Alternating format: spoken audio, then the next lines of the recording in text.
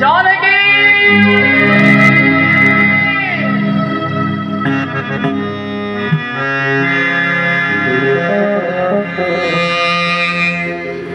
सीता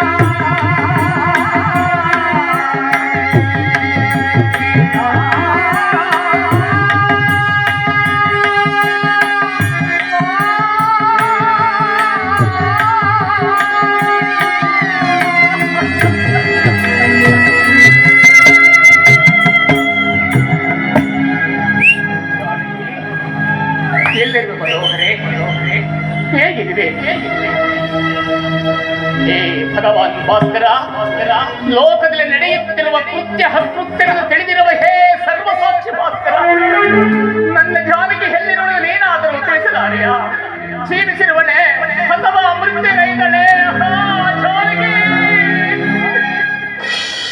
ಸಾಲ್ವಣ್ಣ.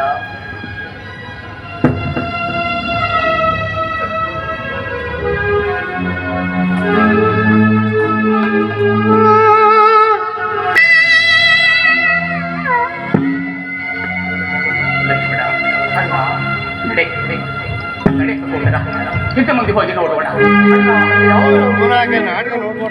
ಅದೇನಾದರೂ ವಾಸುಪುತ್ರ ಆತನು ನನ್ನ ನಾಮಸ್ಮರಣೆಯನ್ನೇ ಮಾಡುತ್ತೇನೆ. ಬಾ, ಯಾರೆಂದು ವಿಚಾರಿಸೋಣ. ಅಯ್ಯ ಪಕ್ಷಿರಾಜ, ನೀನು ಯಾರು? ನಿನ್ನ ಈ ದುರವಸ್ಥೆಗೆ ಕಾರಣ ಯಾರು? ಕಾಣುತ್ತಿರುವ ಧನುಧಾರಿಗಳಾದ ತಾವುಗಳಾದ ಅಯೋಧ್ಯಾಧಿಪತಿ ದಶರಥ ಚಕ್ರವರ್ತಿಯ ಸುಪುತ್ರರು ಶ್ರೀರಾಮಲಕ್ಷ್ಮಣರು. ನೀನು ರೋಧಿಸಲು ಕಾರಣವೇನಪ್ಪ? ರಾಮಚಂದ್ರ, ಲಕ್ಷ್ಮಣ ಕುಮಾರ, ನಾನು ನಿಮ್ಮ ತಂದೆಯ ಮಿತ್ರನಾದ ನನ್ನನ್ನು ಜಟಾಯುವೆಂದು ಕರೆಯುವುದು. ಆ ದಶಕಂಠ ರಾವಣನು ಸೀತಾ ಮಾತೆಯನ್ನು ಅಪಹರಿಸಿಕೊಂಡು ಹೋಗುವ ಸಮಯದಲ್ಲಿ ಅಡ್ಡಲಾಗಿ ಬಂದ ಕಾರಣ ಮೋಸದಿಂದ ನನ್ನ ಈ 2 ರೆಕ್ಕೆಗಳನ್ನು ಕತ್ತರಿಸಲಾಗಿದೆ. ಆಗ ಸೀತಾ ಮಾತೆ ಈ ವರ್ತಮಾನವನ್ನು ಶ್ರೀರಾಮಚಂದ್ರ ಪ್ರಭುಗಳಿಗೆ ತಿಳಿಸುವ ತನಕ ಪ್ರಾಣದಿಂದ ಇರು ಎಂದು ಆಶೀರ್ವದಿಸಿದರು. ನನಗೆ ಬೇಗ ಮೋಕ್ಷವನ್ನು ಕೊಡುತ್ತಂತೆ, ನನಗೆ ಬೇಗ ಮೋಕ್ಷ.